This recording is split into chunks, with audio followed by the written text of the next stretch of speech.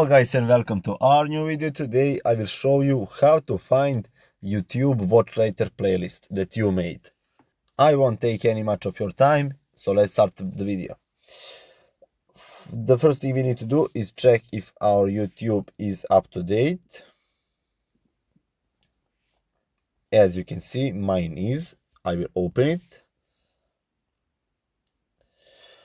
For example, let's do this video and click on these three dots right here and click on save to watch later. Now that I did it, you can click this see list button or go to you at the bottom right of the screen, click on it, and right here is a lot of playlists that you made.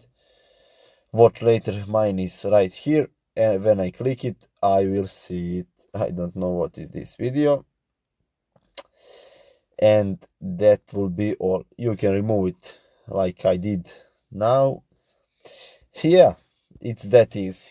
I hope that this video helped you. If it did, make sure that you are subscribed to the channel. Until next one, bye.